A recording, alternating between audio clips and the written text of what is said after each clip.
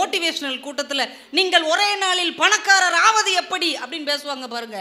அந்த மாதிரி ஏமாத்திட்டு போயிருக்கிறாங்க நம்ம ரேவதி அக்கா. அவங்களுக்கு பெரிய வருத்தம் என்ன அப்படின்னா, நான் பிஹெச்டி படித்திருக்கிறேன், முனைவராக இருந்திருக்கிறேன், நான் வேலைக்கு போகாமல் வீட்டிலே இருந்தால் என்னை யாராவது மதிப்பார்களா? பணம் சம்பாதிக்காவிட்டால் என்னை யாராவது மதிப்பார்களா? நான் கேட்குறேன். அவங்க வீட்டுக்கு பக்கத்தில் இன்னொருத்தர் இருக்கிறார். அவர் கொள்ளையடிப்பார், காசு கொடுத்தா கொலை செய்வார், ஏமாத்துவார், செயின் அத்துருவார், கோடீஸ்வரராக இருக்கிறார். கோடீஸ்வரராக இருக்கிறார். அவங்க தானே கோடீஸ்வரராக இருக்க முடியும். அவர் கோடீஸ்வரராக இருக்கிறார். இந்த அக்கா பிஹெச்டி படிச்சுட்டு வீட்டில் சும்மா இருக்கிறாங்க. யாருக்குங்க மரியாதை இருக்கும் அந்த ஏரியாவில்? காசுக்காருக்கு தான். அது எப்படிங்க இருக்கும்? மூஞ்சுக்கு முன்னாடி வேணா ஐயா கும்பிட்றேம்மாங்க, போன உடனே போறான் பாரு கொலகார பையா அப்படிங்கம்மா. ஐயா மக்கள் மனசு நம்ம என்னங்கய்யா சொல்லுவோம்? நம்மளே சொல்ல மாட்டோமா? இவ்வளவு திருட்டு பைய இவனெல்லாம் நம்ம கும்பிட வேண்டி இருக்குன்னு பின்னாடி நின்று திட்டுவோம். ஆனா இவங்க சும்மா அழுக்கு நைட்டியை போட்டுக்கிட்டு போனாலும், மேடம் ப்ரொஃபசர் மேடம், வைஸ் பிரின்சிபாலாக இருக்க வேண்டிய மேடம், வருங்காலத்தில் பிரின்சிபாலாக வேண்டிய மேடம் அப்படின்னு வணக்கம் சொல்லுவோமா இல்லையா? மரியாதை நேரம் சொல்லி பாருங்க. பேச்சு என்னன்னா மரியாதை இருக்குதா இல்லையாங்கிறத அவங்க கேட்டாங்க. மரியாதைங்கிறது வெறும் தோற்றத்தை பார்த்து சொல்வதில்லை, உண்மையிலே நம்ம மனசுக்குள்ள இருந்து வந்தாதாங்க அது மரியாதை. எவ்வளவு உதாரணம் சொல்லியிருக்கிறாங்க. அமைச்சரை பார்த்த உடனே அதிகாரிகள் எல்லாரும் எந்திரிச்சு ஓடுறோம்ல. எத்தனை வருஷம் ஓடுவீங்க? எத்தனை வருஷம் அமைச்சர் பின்னாடி ஓடுவீங்க? 5 வருஷம். இன்னொரு அமைச்சர் மாறிட்டாருன்னா இவரை கண்டுக்கிடவே மாட்டாங்க, நம்ம பார்க்கலையா? ஆனால் கல்வி கற்றவருக்கு கடைசி வரைக்கும் மரியாதை இருக்கும், வணக்கம் இருக்கும், அவர் எங்களை வாழ வைத்தவர் என்கின்ற நன்றி இருக்கும்.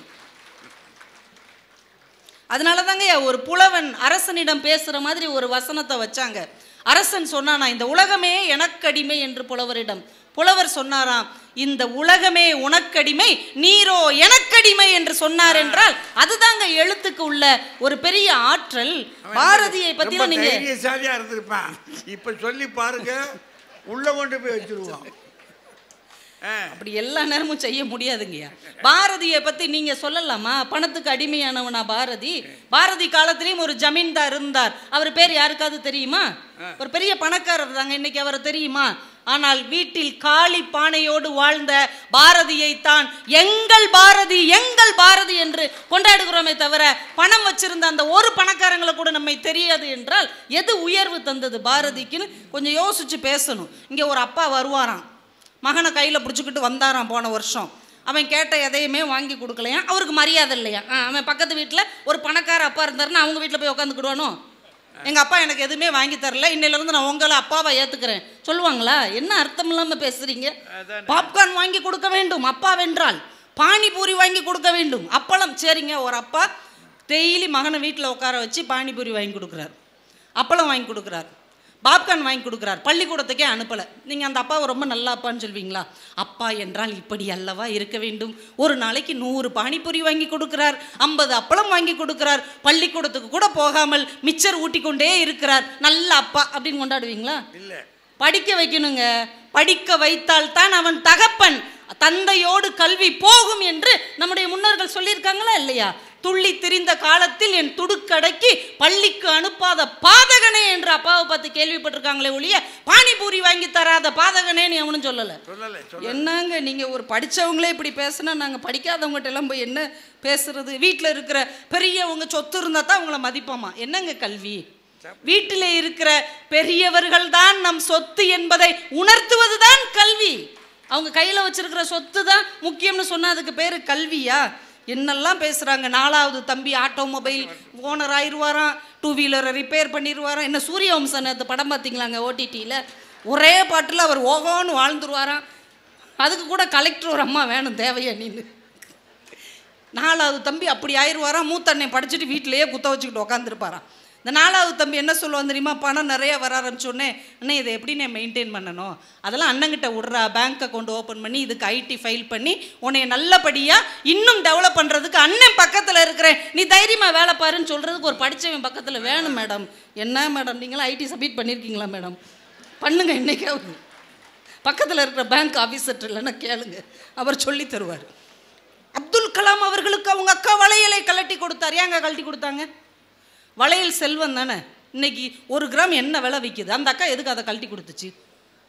செல்வத்தை கொடுத்தாவது என் தம்பி கல்வி பெற வேண்டும் என்று நினைத்ததால் தான் நமக்கு அப்படி ஒரு குடியரசுத் தலைவர் கிடைச்சார். அவ்வளவு சிறப்பான ஒரு விஞ்ஞானி கிடைச்சார்.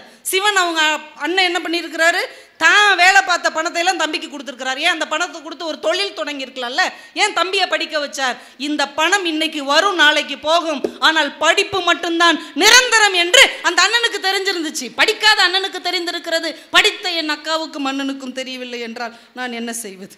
இதாம்மா படித்தவன் பாட்டை கெடுத்தான், எழுதின நேற்றை கெடுத்தான். ஐயா, நிலவு மனிதன் அப்படின்னு நம்ம மயில்சாமி அண்ணாதுரை அவர்களை ரொம்ப போற்றி சொல்லுகிறோம். அவர் ஒரு வார்த்தை சொன்னார், கல்வி நம்மளை கரை சேர்க்கும், கல்வி நம்மளை கரை சேர்க்கும்னு பெரியவங்க சொல்லுவாங்க. ஆனால் என் வாழ்க்கையில் கல்வி என்னை கரை மட்டும் சேர்க்கவில்லை, நிலவு வரை கொண்டு போய் சேர்த்தது என்று சொன்னார். பணம் கொண்டு போய் சேர்த்துருமா? பணம் வேணா பணக்காரங்களை நிலாவுக்கு கொண்டு போறோன்னு சொல்லிக்கிட்டே இருப்பாங்க. ஆனால் படித்தவன் நிலவுக்கே விண்கலம் ஏவுவான் என்பதுதான் இந்த நாட்டிலே கல்விக்கு இருக்கிற மரியாதை. ஈரோட்டிலங்க ஒரு அரசு துறையில் வேலை பார்க்குற ஒரு கடைநிலை ஊழியரோட பொண்ணு, அவங்களுக்கு கலைவாணின்னு பேர். அவங்க அப்பாவை பார்க்குறதுக்கு ஒரு நாள் அந்த ஆஃபீஸ்க்கு போயிருக்கிறாங்க. டீயை எடுத்துக்கிட்டு 2 மாடி ஏறி போய் அதிகாரிகிட்ட கொடுத்துருக்குறாங்க. அதிகாரி வரும்போதெல்லாம் பேக்கை வாங்கிட்டு குடுக்குடுன்னு மேலேயும் கீழேயுமா ஓடி இருக்கிறார். அவங்க அப்பாவை பார்த்து கேட்குறாங்க, ஏன்பா அவரும் உங்களை மாதிரி ஆள் தான், நீங்களும் ஒரு மனுஷன்தான், ஏன்பா அவருக்கு பின்னாடி இப்படி ஓடுறீங்க? அவங்க அப்பா சொல்லியிருக்கிறாரு, அவரளவுக்கு நான் படிக்கல இல்லைம்மா, அவரளவுக்கு நான் படிச்சிருந்தா இன்னைக்கு நான் அதிகாரியாக இருந்திருப்பேன். நீ ஒன்று செய், நீ நல்லா படித்து மிகப்பெரிய அதிகாரியாக வர வேண்டும் என்று அவங்க அப்பா சொன்ன அந்த வார்த்தையை உள்வாங்கி கொண்டு அந்த ஏழை குடும்பத்து பிள்ளை படித்தது இன்றைக்கு ஐஏஎஸ் ரேங்க்குக்கு வந்துட்டாங்க. அவங்க சொல்கிறாங்க, என் கையில் 1 கிராம் தங்கம் கூட இல்லை, ஆனால் கிலோ கணக்கில் தன்னம்பிக்கையை என் கல்வி எனக்கு தந்திருக்கிறது என்று சொல்ல முடிகிறது என்றால் இதற்கு பின்னால் என்ன இருக்கிறது? கல்வி தானங்க அந்த குடும்பத்தை உயர்த்தி இருக்கிறது. மன்னார்குடியில் தூய்மை பணியாளருடைய மகள் குரூப் 2 எக்ஸாம் எழுதி மாநகர ஆணையராக மாறிட்டாங்க. எந்த இடத்தில் அவங்க அப்பா பெருக்கிக்கிட்டு எல்லாருக்கும் கும்பிடு போட்டாரோ அந்த இடத்தில் அவருடைய மகள் வரும்போது அந்த அலுவலகமே எழுந்து வணக்கம் செலுத்துகிறது என்றால் ஒரு தலைமுறையவே மாற்றக்கூடிய வல்லமையை கல்வி மட்டும்தான் தர முடியும், செல்வத்தால் தர முடியாது. தயவு செஞ்சு புரிஞ்சுக்கோங்க.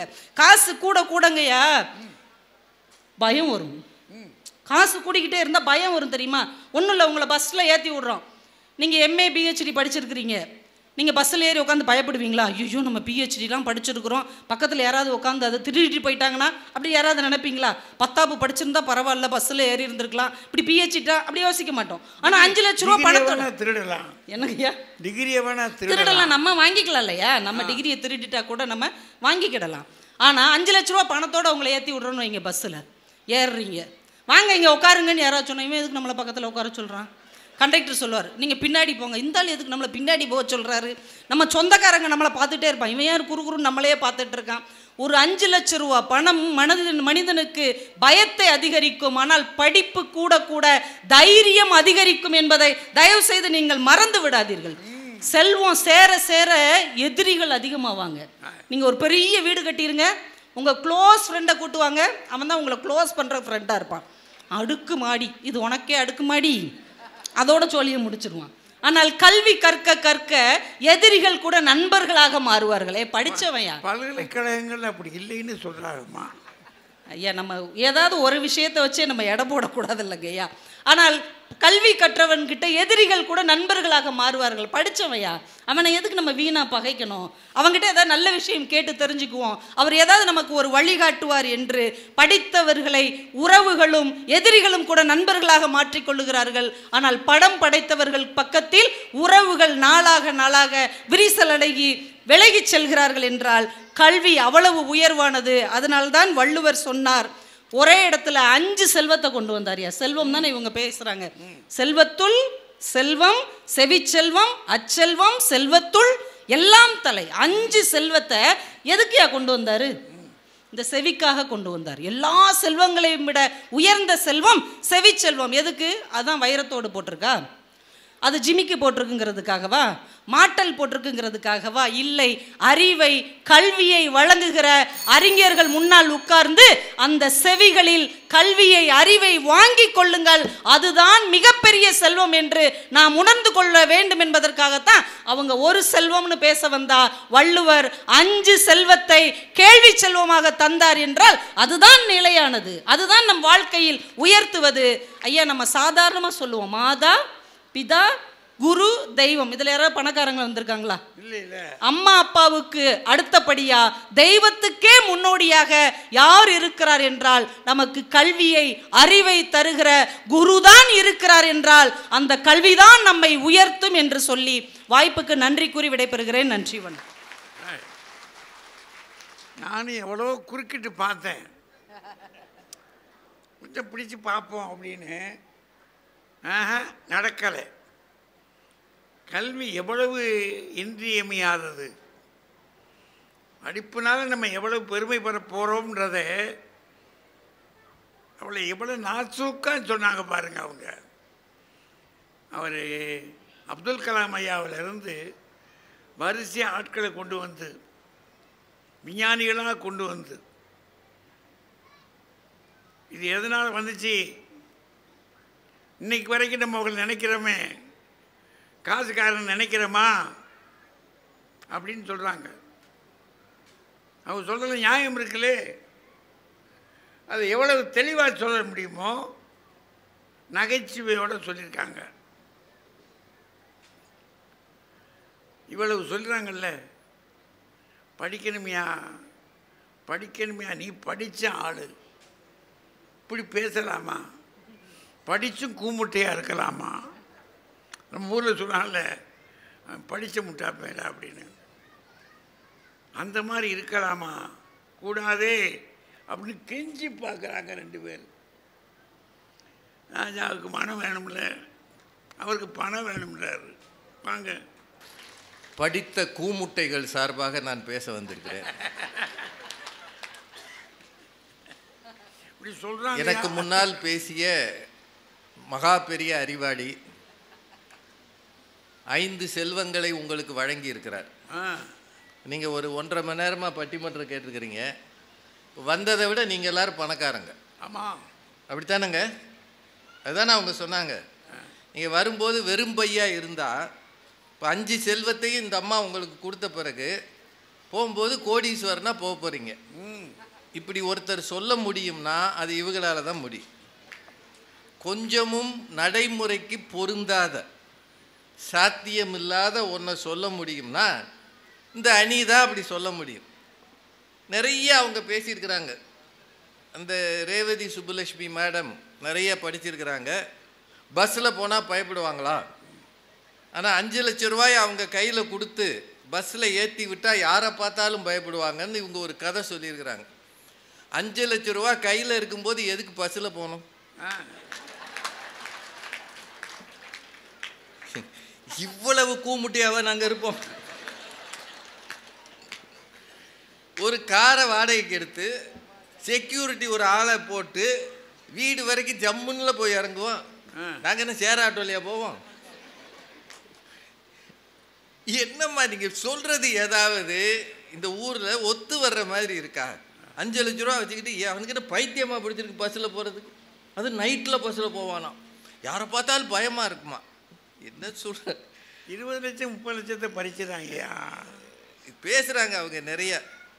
அப்புறம் அந்த அணியை பாருங்களேன், அவங்க வந்த உடனே ஒன்று சொன்னாங்க, கைதட்டிய 15 பேருக்கும் நன்றி சொன்னாங்களா இல்லையா? அது கொஞ்சம் கூடுதல் தான். இல்லை, அவங்க வந்து நின்ன உடனே எத்தனை பேர் கைதட்டினாங்கன்னு கண்டுபிடிச்சிருக்கிறாங்க.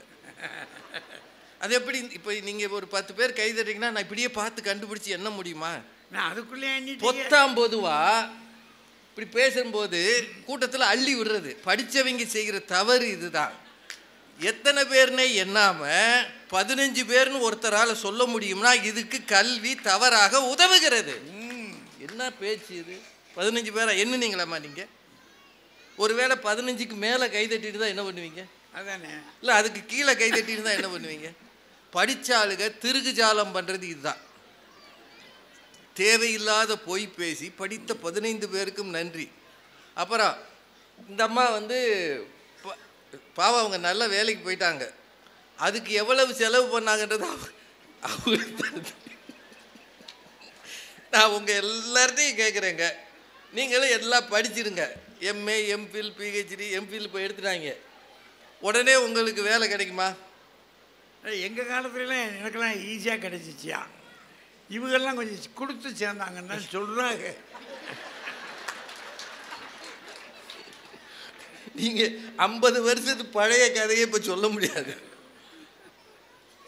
1935 1935-36களில் அல்லது ஒரு 45ன்னு வச்சுக்கோங்களேன், ஐயா வந்து படிக்க போன காலத்தில் 3 ரூபா ஃபீஸ் கட்டினாங்கன்னு சொல்கிறாங்க. ஒரு 2 ரூபா ஒரு 3 மாதத்துக்கு.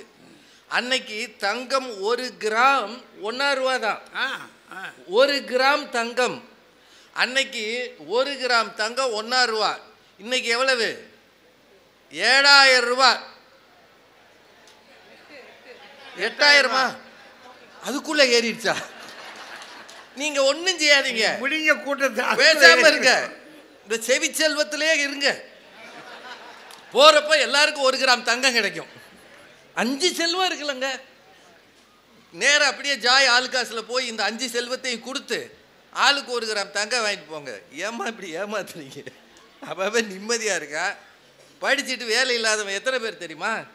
நீங்கள் சொல்கிறீங்களேம்மா, வடநாட்டில் ரயில்வேல இருக்கக்கூடிய கீழான பதவிக்கு அவங்க கால்ஃபார் பண்ணுறாங்க, அப்ளிகேஷன் போட சொல்லி. பிஹெச்டி படித்த 1000 பேர் போட்டிருக்கிறான். அதில் பிஹெச்டி படித்தவன்யா. இது 5ஆம் கிளாஸ் 6ஆம் கிளாஸ் படித்தவனுக்கான ஒரு தகுதி. ஆனால் பிஹெச்டி படித்தவன் போட்டிருக்கானா கல்விக்கு என்ன நிலைமை இருக்கிறது? இந்தியாவில் இன்றைக்கு வேலையில்லா திண்டாட்டம் எத்தனை சதவீதம் இருக்கிறது? படிச்சுட்டு வேலை இல்லாமல் இருக்கிற பேசுகிறீங்க, படித்தா வந்துருமா? என்னத்தை சொல்ல? அதில் இந்த அம்மா வந்து வேலை இல்லாமல் இருக்காங்க. பக்கத்தில் ஒருத்தன் பணக்காரன் பண்ணுறானா, கொள்ளையடிக்கிறானா, வசதியாக இருக்கானா. ஏங்க இங்கே இருக்கிறீங்க, ஓரளவு வசதியான ஆள் இருக்கீங்களே, ஏன் இந்த கவிதா காவல்துறையில் வச்சுக்கிட்டு சொல்லலாமா? சொல்லலாம். இல்லை, கவிதா ஜவஹரே கொஞ்சம் வசதியானவங்க தான். கார் வச்சிருக்கிறாங்க ஐயா. அந்த அணியை சேர்ந்த டாக்டர் அன்புநாதன் கார் வச்சிருக்கிறார். இவங்க சொன்னது இப்போ ஒத்து வருமா? ஏன் இவங்கிட்ட கார் இல்லையோ? அவங்க சம்பளம் வாங்குறாங்கல்ல, படிச்சிருக்கு சம்பளம் வாங்குறாங்கல்ல. இவங்க 2 பேரும் கார் வச்சிருக்கிறாங்க. கார் வச்சிருக்கிறோம்னா வசதியாக தானே இருக்கிறாங்க. இப்போ வசதியாக இருக்கவும் பூரா கொலை பண்ணுறான், கொள்ளை அடிக்கிறானா? இல்லை இல்லை இல்லை இல்லை. ஏமா அப்படின்னா நம்ம ஊரில் இருக்கக்கூடிய பெரிய பெரிய முதலாளிகளை பூரா அப்படி சொன்னீங்கன்னா கேஸ் போட்டுருவாம்மா. ஏமா அநியாயம் பண்ணி நிறைய கேள்விகள் கவிதா ஜவஹருக்கு. பாரதி காலத்தில் வாழ்ந்த ஜமீன்தாரை உங்களுக்கு தெரியுமா? தெரிஞ்சு என்ன பண்ண போறீங்க? தெரியாம அவன் வச்சிருக்க பங்களா இன்னும் இருக்கும். மிராசுதார் பங்களா இன்னும் இருக்கு. குறுநில மன்னர்கள் பங்களா இருக்கு. நாங்கள் எல்லாரும் அந்த பரம்பரைன்னு சொல்றவங்க இருக்கிறாங்க. சேத்தூர் ஜமீன்தார் இருக்கிறார், எட்டயபுரத்து மன்னர் வாரிசுகள் இருக்கிறாங்க. அவங்ககிட்ட போய் கேளுங்க, எங்கள் மூதாதையர்கள் ஃபோட்டோ இதுதான் வச்சுருப்பான். உங்களுக்கு ஃபோட்டோவாவது இருக்கா? உங்கள் தாத்தா படம் இருக்காமா? ஃபோட்டோ எடுக்க துட்டு கிடையாது, அதான் உண்மை. உங்கள் தாத்தா பேரே தெரியாது. 3 தலைமுறைக்கு முன்னாடி இருக்கிற பேர் கூட தெரியாது. காரணம், அவன் ஏழை, இந்த மண்ணில் காணாமல் போனவன். அதான் உண்மை.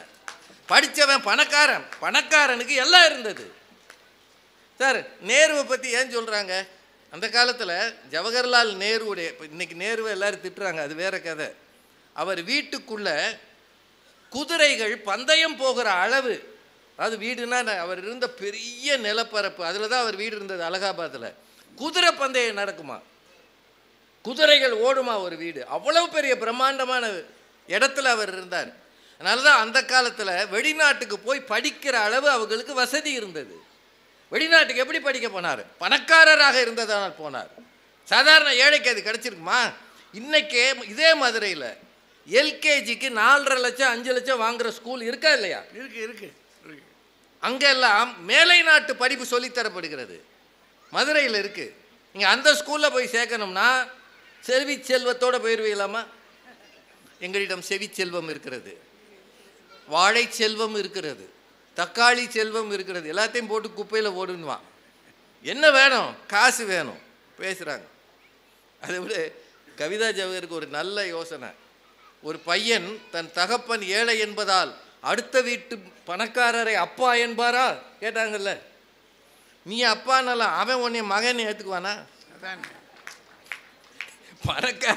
பணக்காரனைத்தையா மகன் ஏற்றுக்குவான், பணக்காரனைத்தான் நண்பனே ஏற்றுக்குவான். அதான் உண்மை. அவன் சாதாரண ஆளை சேர்த்துக்க மாட்டான். இந்த காலத்தில் என்ன நடக்குதுன்னே தெரியாமல் வரிசையாக பேசியிருக்கிறாங்க. அதை விட முக்கியம், பணக்காரர்கள் படிக்காதவர்களாக இருந்தால் ஐடி எப்படி ஃபைல் பண்ணுறது, அதுக்கு தான் ஆடிட்டர் இருக்காருல்ல. 1500 ரூபா கொடுத்தா எந்த ஐடியும் ஃபைல் பண்ணுவார். ஆமாங்க, படிச்சிருக்கிறீங்கம்மா, சம்பாதிக்கவே இல்லைம்மா, எந்த ஐடியுமா ஃபைல் பண்ணுவீங்க? சார் நான் படித்தேன், இது என்னை பற்றி சொன்னதுனால சொல்கிறேன். இதே அமெரிக்கன் கல்லூரி மதுரையில் பிகாம் படித்தேன். நிறைய மார்க் வாங்கினேன், ரேங்க் வாங்கினேன்.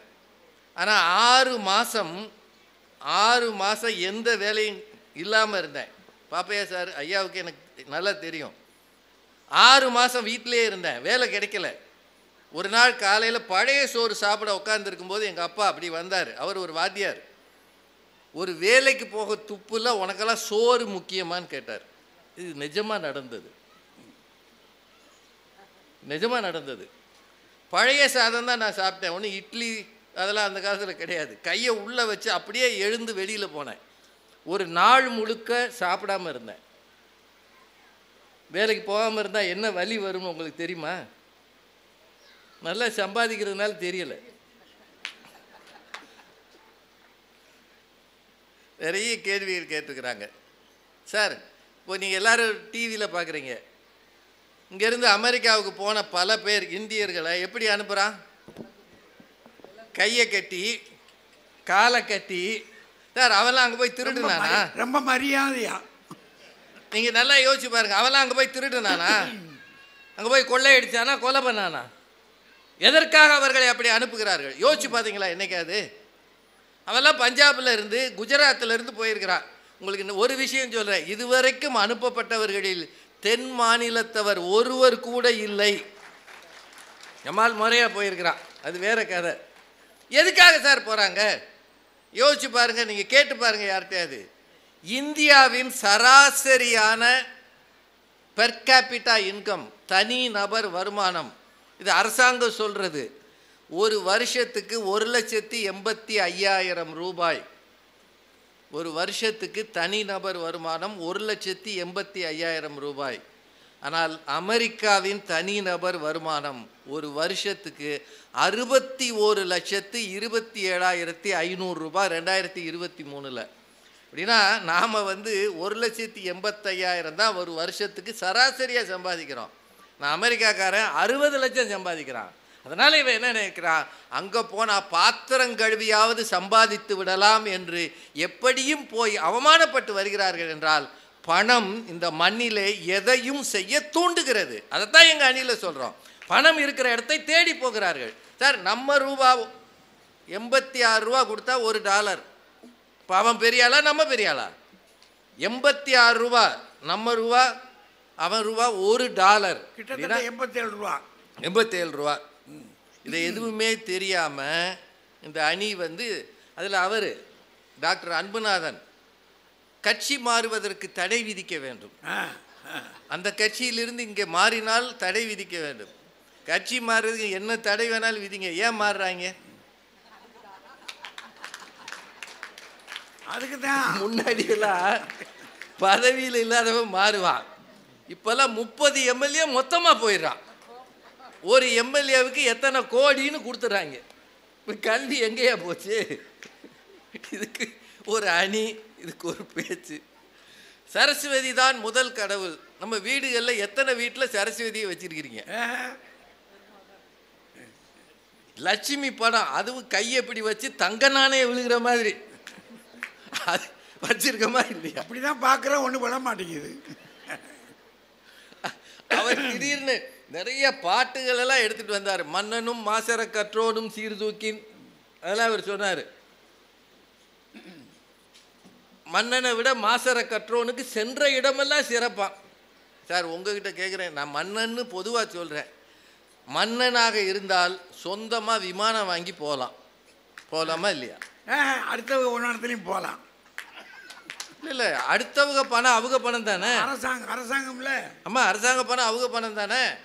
அவர் தானே மன்னர். சார் இப்போ கத்தார்லேருந்து ஒரு மன்னர் வந்தார், ஒரு 3 நாள் முன்னாடி நம்ம இந்தியாவுக்கு வந்தாரா இல்லையா? வந்தார். எப்படி வருவார்? மாசற கற்றோர்களாக வாங்க நான் வந்தார். சொந்த விமானத்தில் வருவார். மன்னன்னா வருவார். மாசற கற்றோனுக்கு விசா கிடைக்குமா? முதல்ல இலங்கையில் விட மாட்டாயா?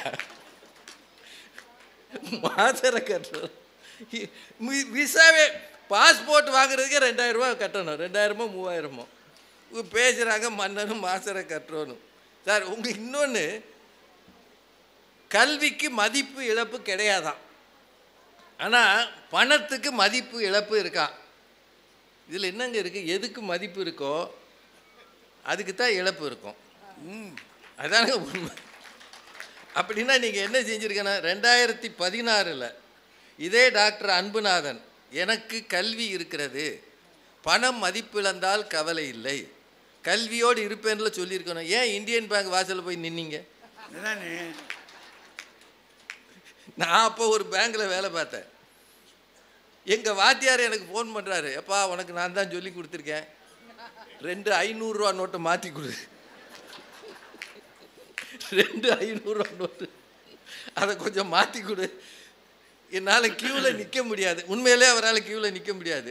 நான் ஆள் அனுப்பி வாங்கி மாற்றி கொடுத்தேன். அவர் என்ன சொல்லியிருக்கணும்? நான் கொடுத்த கல்வியில் நீ வாழ்கிறாய், மதிப்பு இழப்பு இல்லாமல் இருக்கிற, அப்படியா சொன்னார். இந்த 500க்கு மாற்று என்னையா?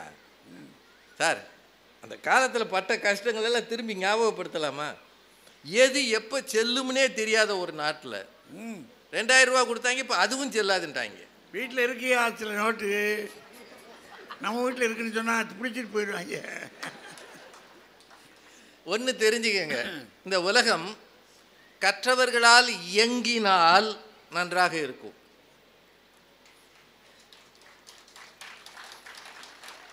நாங்கள் ஒன்றும் தப்பாக சொல்லலை, ஆனால் அது பணக்காரர்களால் இயக்கப்படுகிறது. அதான் உண்மை. இந்த ஊரை பற்றி நான் சொன்னேன்னா சண்டைக்கு வருவாங்க, பெரிய பெரிய பண முதலைகள் சண்டைக்கு வருவாங்க.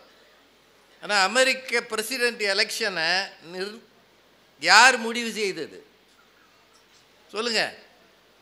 யார் முடிவு செய்தது? எலான் மஸ்க் என்கிற உலக பெரும் பணக்காரர் தான் முடிவு செய்தார். எவ்வளவு கோடி அவர் செலவு பண்ணாரா? 2400 கோடி செலவு பண்ணார் எலான் மஸ்க். டெஸ்லா கார் அதிபர், ஸ்பேஸ் எக்ஸ் அதிபர்.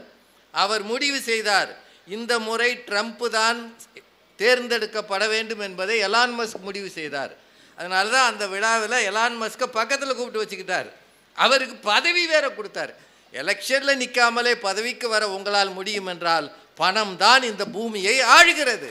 அங்கே மட்டும் இல்லை, இங்கேயும் தான். நம்ம இங்கே இருக்கிறத பற்றி பேசக்கூடாது. கிடைக்கிற 2 இட்லியும் கிடைக்காம போயிடும்.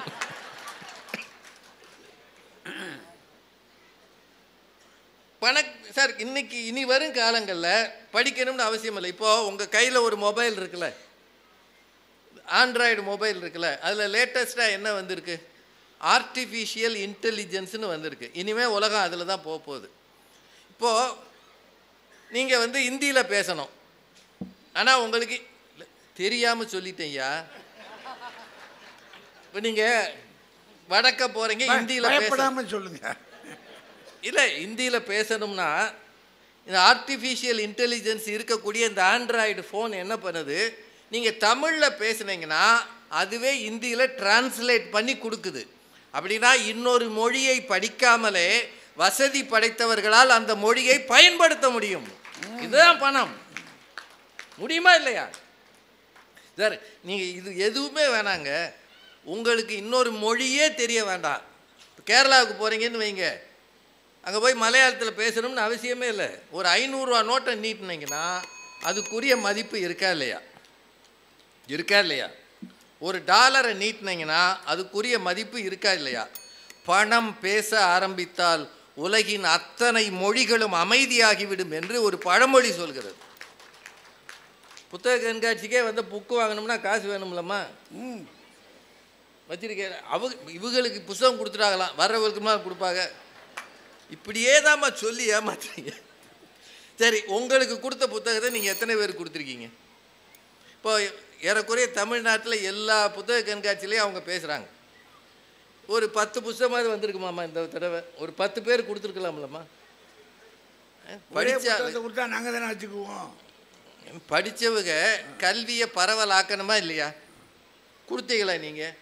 வாங்கி வீட்டில் அட்டை ஓட்டு அழகாக வச்சு, இது சிவகங்கையில் பெறப்பட்டது, வரலாறு முக்கியம் அமைச்சரே.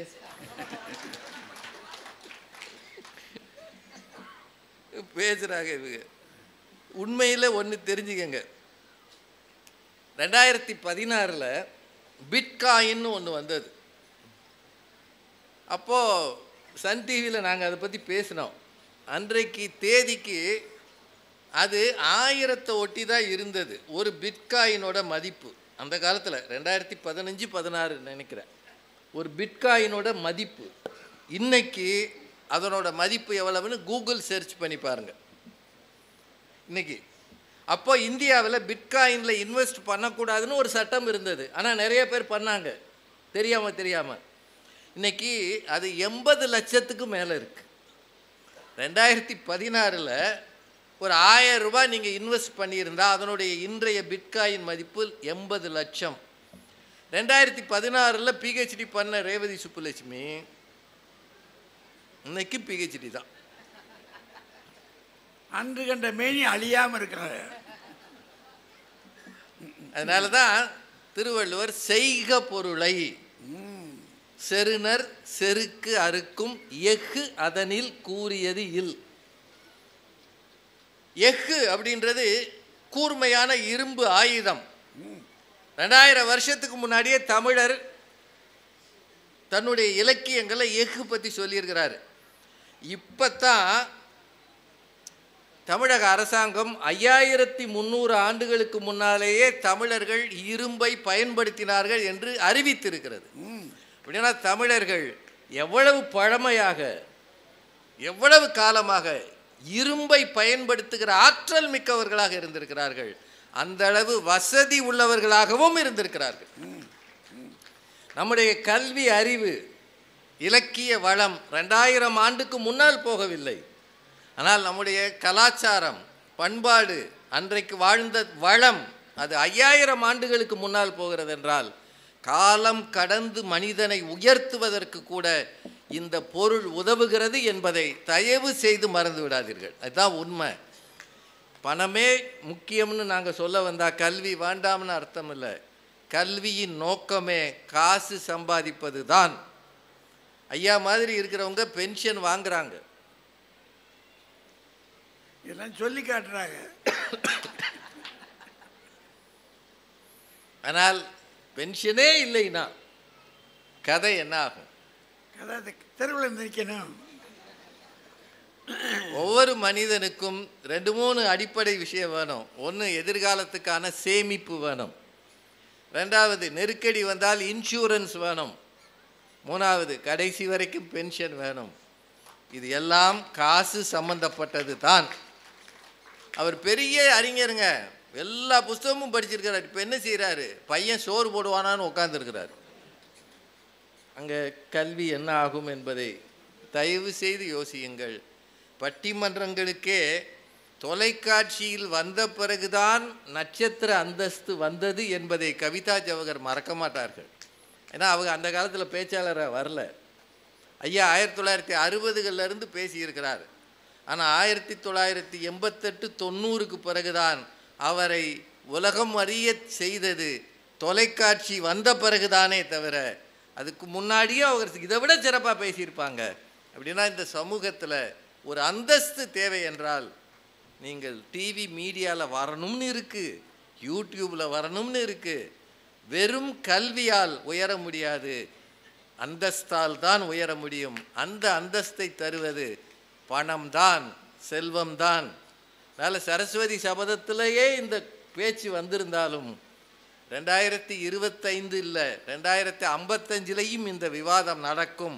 அன்றைக்கும் யாரோ ஒருவர் பேசுவார், அன்றைக்கும் ஒரு நடுவர் அன்றைக்கு இருப்பார் என்று சொல்லி இது ஒரு நாளும் தீராத விவாதம். எங்களை பொறுத்தவரை செல்வம்தான் ஒரு மனிதனின் உயரத்தை தீர்மானிக்கிறது, கல்வி அதற்கு பின்னால் தான் என்று சொல்லி இருந்து கேட்கிற உங்கள் அத்தனை பேருக்கும் நன்றி சொல்லி வணங்கி விடைபெறுகிறேன். நன்றி, வணக்கம்.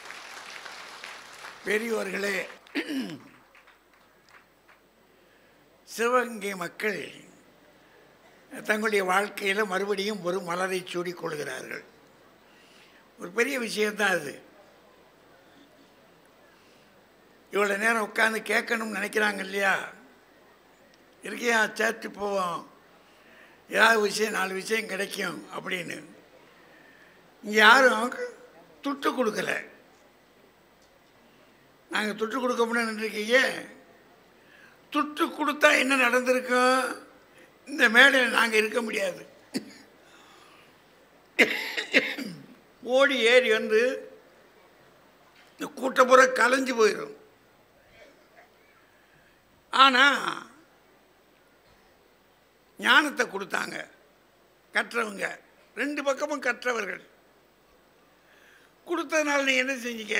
இருந்து அமைதியாக கேட்டிருக்கீங்க. என்ன காசு கொடுத்துருக்கோம்னு வச்சுக்கோங்க, வரிசையில் நிற்போம். நமக்கு இல்லாமல் போயிட்டா என்ன செய்கிறது? கிறுக்கிங்க கிடைக்காங்க, நீ போட முன்னாடி வந்துடுவோம்ல. அப்படின்னா என்ன அர்த்தம்? முதல்ல என்ன தெரியுது? காசும் வேண்டியிருக்கு, கல்வியும் வேண்டியிருக்குன்னு தெரியுது. வச்சுக்கலாம். சரி, இன்ன வரைக்கும் இவங்க பேசுகிறது பணம் தான் வேணும். ஒரு அருமையான சிந்தனை அது. ஏன்னா அது நல்லா சொன்னார். சரஸ்வதி சபத்திலிருந்து இந்த விவாதம் இவரும் சொன்னார். இது இருந்துக்கிட்டே இருக்குது, இது ஓயாத அலை தான் அப்படின்னு. வாஸ்தவம் தான். சரி, கல்வியும் மூலதனம், காசும் மூலதனம். எங்கள் அப்பா பெரிய படிப்பாளி வச்சுக்குவோம். எங்கள் தாத்தா பெரிய செல்வந்தர், 2 பேர் இருக்கு. ஆனால் எங்கள் அப்பா படிப்பை நான் வாங்க முடியுமா?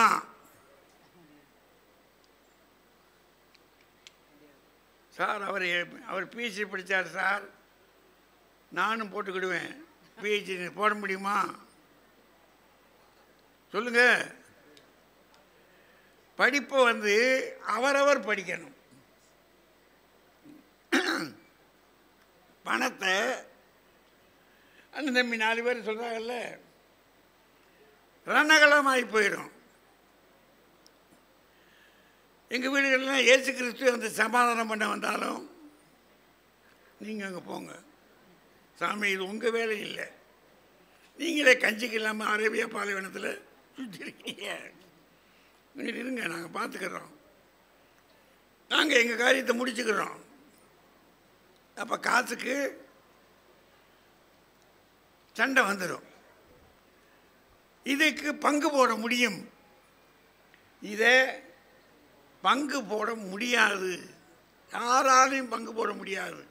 ஆனால் சொல்கிறாங்க கொஞ்சம் அப்பா படிப்பு அந்த ஞானம் இருக்கும் அப்படின்னு சொல்கிறாங்க. ஒரு வழியாக ஒரு ஞானம் இருக்கும்னு. ஞானம் இருக்கும், பட்டம் இருக்குமா? பட்டம் இருக்காது. உங்கள் வீட்டுக்காரம்மா அந்த உட்காந்துருக்காங்க, மருத்துவர், நல்லா உட்காந்து அமைதியாக கேட்குறாங்க.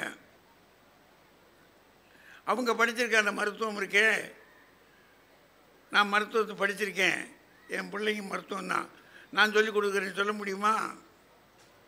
முடியாது. அது தனியாக தான் வாங்கணும்.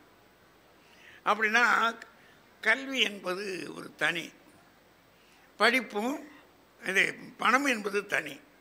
சரி, கல்வியை கற்றால் தான் முடியும். பணத்தை தாத்தையும் பாட்டையும் பூட்டையும் சேர்த்து வச்சுருந்தான்னா மூலதனம் இருக்குல்ல,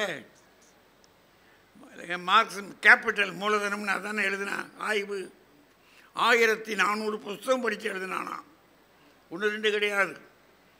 அதை எழுதுக்கு அந்த தீசிஸ் எழுதுறதுக்கு 1400 புஸ்தகம். அப்படின்னா அந்த மூலதனம் இருக்கு பாருங்க, எளிதான விஷயம் அது. சரி, இந்த கல்வியை யாரும், நம்ம முதல்வர் அடிக்கடி சொல்கிறாரு, யாரும் திருட முடியாது. காசை பிக் பாக்கெட் நிறைய அடிச்சிடறான். போகிற வழியிலே இப்போ ஐயா அதுக்காக நிறுத்தி வச்சுருக்கோம். நம்ம காவல்துறை அதிகாரிகள் இருக்காங்க, அவர்களுக்கெல்லாம் நம்ம ஒரு வணக்கம் சொல்லிக்கிடணும். அவங்க நிற்கிறாங்க நம்மளை காக்கிறதுக்கு. போகிற போக்குலையே அப்படின்னு நம்ம உரசிக்கிட்டு போவேன். ஒரு இடம் பஸ்ஸில் வந்தேன் நான், எங்கள் மதுரை பஸ்ஸில். ஒரு குறிப்பிட்ட இடத்துல எந்த நிமிஷத்தில் இதை பஸ் அடித்தான்னு சொல்ல முடியாது. அடுத்த ஸ்டேஷனில் கையை ஸ்டாப்பில் கையை விட்டு பார்க்குறேன், போச்சு. நல்ல வேளை என் பர்ஸில் கொஞ்சம் சில்லறை இங்கே தனியாக வச்சுருந்தேன். என்னமோ அன்னைக்கு அப்படி தெரிஞ்சிச்சு, தப்பிச்ச முடிச்சாட்டு மானங்கட்டு போயிருக்கோம் டிக்கெட் எடுக்கிறதுக்கு. இப்போ அந்த நிமிஷத்துலேயே தொழில் மேதைகள் இருக்கான். இப்போ அவன் அடிச்சுட்டு போயிட்டான் பாருங்க, அவன் பணக்காரன். இப்போ பணம் என்பது உரசிலேயே கை மாறிடும். படிப்பு மாறாது. சரி, படிப்பு இருக்கே, படித்து படித்து படித்து சொல்கிறாரு 4 பேருக்கு, அது இறக்க இறக்க ஊறுது. இந்த கல்வி இருக்குது பாருங்க, அடுத்தவங்களுக்கு சொல்ல சொல்ல சொல்ல புதுசு புதுசாக இவருக்குள்ளே பூத்துக்கிட்டே இருக்கு, ஊறுது. அப்போ இறக்க ஊற கிணறு மாதிரி இருக்குது. இது கொடுத்து பாருங்க, கொடுங்க. நல்லா கொடுப்போமா, அங்கே என்ன கிறுக்கா பிடிச்சிருக்கு எங்களுக்கு, போயா சொல்கிறோமா இல்லையா? கொடுத்தா ஏன் என்ன, கொடுத்தா என்ன செலவழிஞ்சு போயிடும். அப்போ கொடுக்க குறையும், படிப்பு பணம் கொடுக்க குறையும், படிப்பு கொடுக்க பெருகும், வளரும். இதெல்லாம் அதனுடைய இயல்பான விஷயங்கள். நம்ம சர்வசாதாரணமாக பார்த்தோம்னா இயல்பான விஷயம். சரி, அதை விட இன்னும் என்ன அர்த்தம், இந்த பணம் இருக்கு பாருங்க, அதை இது படிப்புக்கு படித்தாதான் முடியும். 1 2 புஸ்தகம் இல்லை. நம்ம ஒன்றாப்புல போய் சேர்த்தோம், பையன் 1வது பாஸ் ஆகிட்டாங்க, பின்ன என்ன படிச்சுட்டான்ல போதும்னா முடியாது. அங்கேருந்து நேராக 10 +2, அப்புறம் காலேஜு, அப்புறம் அதுக்கு பாட்டு தொழில் படிப்பு. எதுக்கு படிக்கிறீங்க?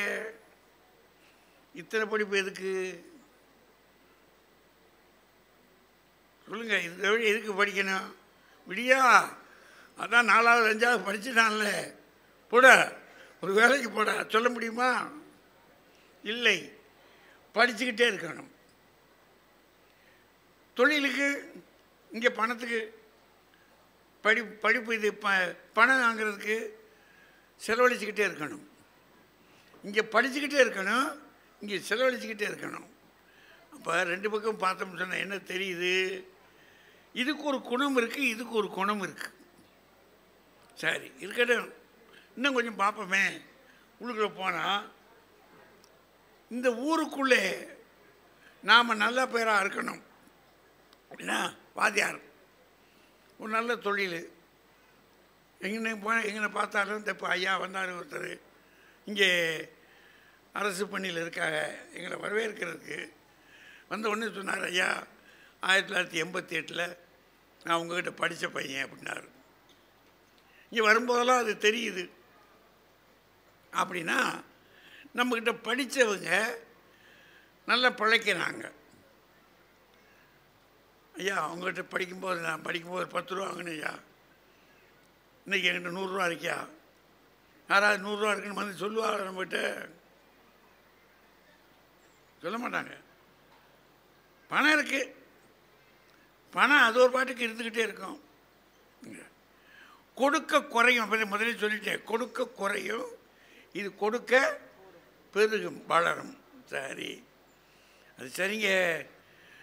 என்ன பெரிய விஷயம்னா, ஒரு விஷயம் சொல்லிடுறேன், படித்தவனை ஏமாற்ற முடியாது.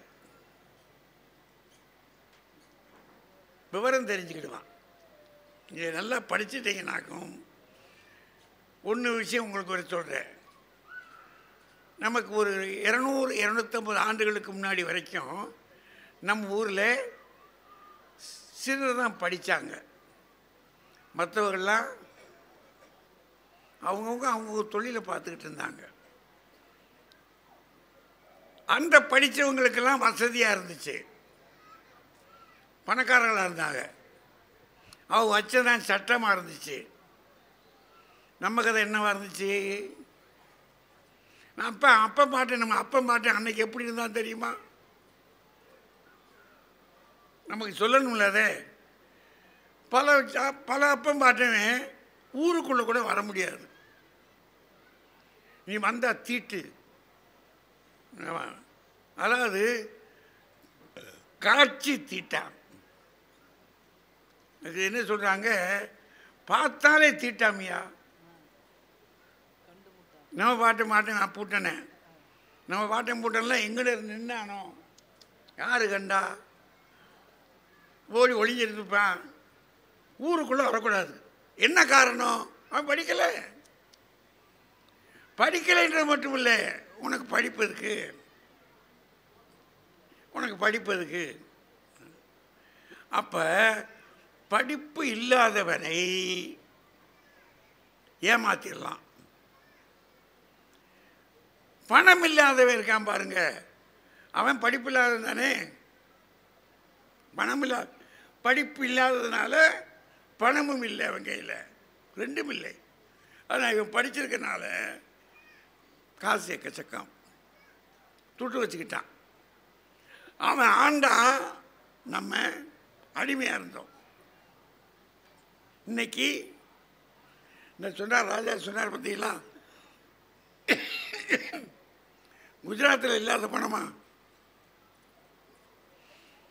சொல்லுங்கய்யா, குஜராத்தில் இல்லாத பணமா?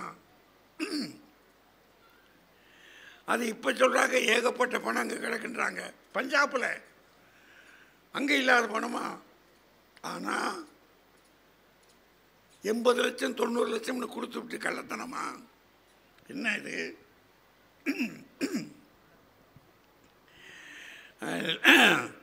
80 லட்சம் 90 லட்சம் கொடுத்து விட்டு கள்ளத்தனமாக போகிறான். படித்தவனும் போகிறான், பணக்காரனும் போகிறான். போனவன் எங்கேருந்து போயிருக்கான்?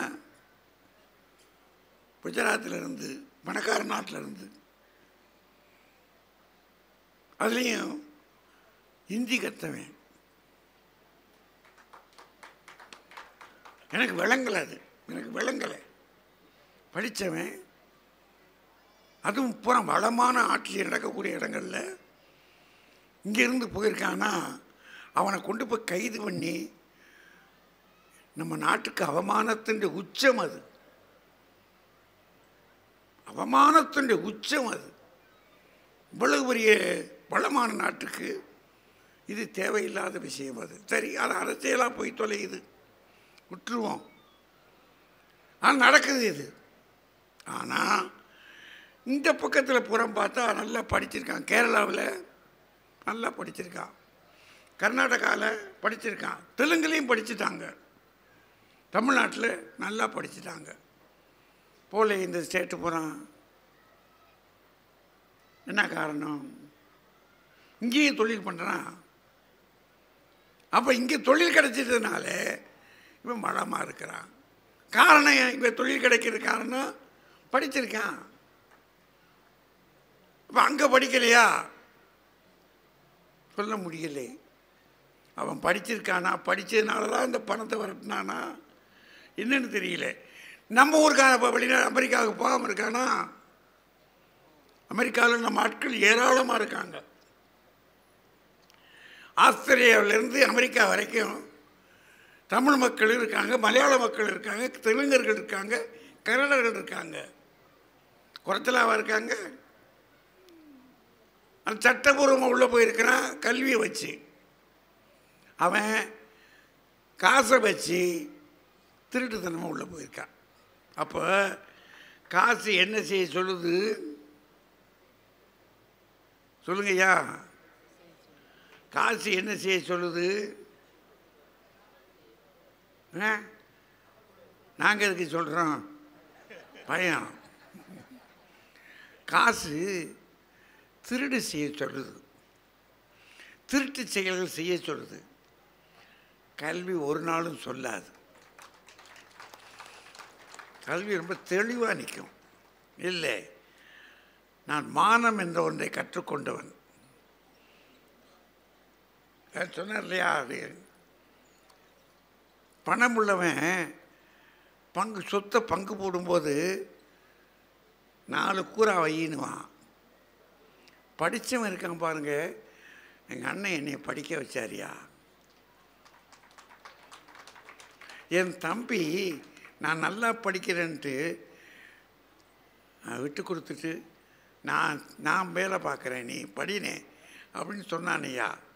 அப்படின்னு படித்தவன் என்ன செய்வானா, சொத்து பகிரும்போது இல்லைப்பா எனக்கு வேணாண்டா, எனக்கு சொத்து நீ கொடுத்த பிச்சை கல்வி இருக்குடா, கல்வி இருக்கு. இந்த பண்பாட்டை கற்றுக் கொடுப்பது காசு அல்ல.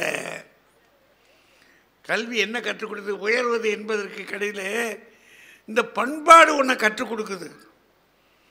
நம்ம ஏன் சமயங்கள் நம்மளை வழிநடத்துதுன்னு நினைக்கிறோம்? ஏன் ஆலயங்களுக்குள்ளே போயிட்டு வர்றோம்? ஒரு பண்பாட்டை கற்றுக்கொள்வதற்கு தான். அங்கே போனாலாவது கொஞ்சம் ஒரு பயம் இருக்கும், ஒரு ஒழுக்கம் இருக்கும், 4 பேரை மதிக்கிற சக்தி இருக்கும். பக்கத்தில் இருக்குங்கள நீங்கள் சில தொழுகை தலங்களில் பார்த்தீங்கன்னா ஒரு ஒரு ஒரு தொழுகை முடித்த உடனே இந்த பக்கத்தையும் கும்பிடுவாங்க, இந்த பக்கத்தையும் கும்பிடுவாங்க. இதுக்கு அடுத்தவரை மதித்து பழகிறான். அப்படின்னா கல்வி என்ன சொல்லுகிறது? பண்பாட்டை கற்றுக் கொடுக்கிறது. காசு எப்படி இருக்கும்னு நினைக்கிறீங்க? வீதியில் நடக்கும்போதே உதறி நடக்கும் காலு, சும்மா சும்மா சாதாரணமாக இருக்காது. அது நடக்கிற போதே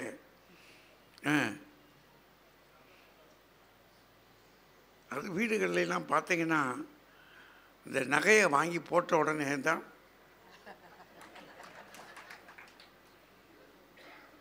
அதை உள்ளே போட்டதும் இல்லை, அது மட்டும் இல்லை, அதை தூக்கி வெளியே போடணும். நம்ம கூப்பிட்டு சொல்கிறோம், இப்போ அத்துட்டு போயிடுவாங்கடா, வேணாண்டாண்ணா, கும்பிட்டு காசு போட்டு வாங்கிக்கிட்டு 4 பேருக்கு தெரிய வேண்டாம். காவல்துறையில் சொல்கிறாங்க, இது கொஞ்சம் அடக்கமாக போங்கன்னு. வட இந்தியாவிலாம் தங்க நகை போடுறதில்லை, வெள்ளி நகை தான். வடநாட்டில் இல்லாத காசா? அவன் காசு தான் நம்மளை ஆண்டுக்கிட்டு இருக்கு. ஆனால் அவன் ரொம்ப புத்திசாலித்தனமாக இருக்கான். இப்போ நம்ம ஊர் ஜனங்கள் இருக்குது பாருங்க, எடுத்து மேலே வெளியே போட்டு இப்படி அது நேரம் அந்த முகத்தை பாருங்களே, இதை போட்ட உடனே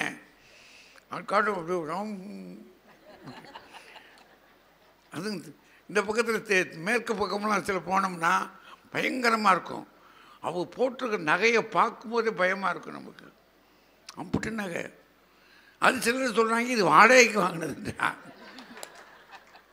எப்படிலாம் இருக்குன்றீங்க. அவள் இப்படிலாம் பார்க்கும்போது பணம் இருக்கே, அது பகத்து குணத்தை தெரியும்.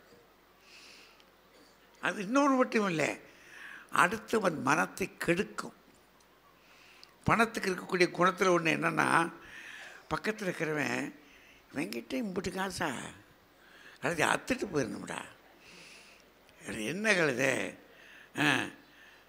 அண்ணாங்கிட்ட இப்படி கண்டுபிடிச்சா தான் நம்மளை கொண்டு போவாங்க.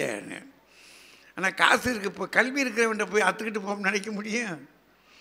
பார்த்த ஒரு பாடு இம்பிட்டு படிச்சிருக்காரா, சே நம்மளும் படிக்கணும்டா அப்படின்னு இது என்ன செய்யும்? தன்னை உயர்த்த பாடுபடும். கல்வி தன்னை உயர்த்த பாடுபடும். இந்த காசு இருக்கே தன்னை அழிக்க பாடுபடும். காசு இருக்கிறவன் சும்மா இருக்க மாட்டான். அவன் பலமரம் உள்ளூர் பழுத்தட்டார்னு சொன்னார். முடியுமா? நடக்கிற காரியமா அது? நீங்கள் நான் அடிக்கடி பார்க்குறது உண்டு. இந்த எலிமெண்ட்ரி ஸ்கூல் டீச்சர் இருக்கார் பாருங்க, அவர் நடக்கும். அவர் பக்கத்தில் ஹைஸ்கூல் நடக்காதியாக இருக்கார் பார்த்தீங்களா, அவர் நடக்கும். அவர் பக்கத்தில் கல்லூரி வாத்தியார் இருக்கார் பாருங்க, அவர் நடக்கும். அவர் பக்கத்தில் யூனிவர்சிட்டி வாத்தியார் இருக்கார் பாருங்க, அவர் நடக்கும். இவங்க 4 பேர் நிறைய நடக்க விட்டு பாருங்க. கல்வியினாலையா காசுனால? காசு இருக்கு தானே. கல்வி என்ன செய்திருக்கணும்? மனசை பண்படுத்தி இருக்கணும். அது தோற்று போனதுலேயும் சில காரணங்கள் இருக்குது. என்ன காரணம்? இப்போ காசு ஆட்சி நடக்குது. பணம் தான் நமக்கு பெருசு பிரதானம். எல்லாரும் பணம் பணம் பணம் என்று அவள் சொல்லுவான். அதில் இல்லை, பணம் மனம் என்று ஏன் பிதற்றுகிறாய் பணம் பிணமே பிணமேனுவான் மனோன்மணி என்ற ஒரு நாடகத்தில். அது மாதிரி நமக்கு பணம் பணம்னு அலைகிறோம். இல்லை, உங்களையும் என்னையும் உயர்த்துவது, தனி மனிதர்களை உயர்த்துவது மட்டுமல்ல, இந்த மண்ணை உயர்த்துவது, மனிதத்தை வளர்ப்பது கல்விதான். அதுதான் நம்மளை வாழ வைக்கும். நம்முடைய பிள்ளைகளை அதனால் கொண்டு போய் படிக்க செய்யுங்க, விடாமல் படிக்க செய்யுங்கள். நிறைய புத்தகங்களை வாங்கி கொடுத்து படிக்க செய்யுங்கள். உங்களையும் உங்கள் வீட்டையும் உயர செய்யுங்கள் என்று சொல்லி வாழ்த்தி விடைபெறுகிறேன். நன்றி, வணக்கம். இந்த தகவல் உங்களுக்கு பிடிச்சிருந்தா லைக் பண்ணுங்க, உங்க ஃப்ரெண்ட்ஸுக்கு ஷேர் பண்ணுங்க, மறக்காம எங்க சேனலுக்கு சப்ஸ்கிரைப் பண்ணுங்க.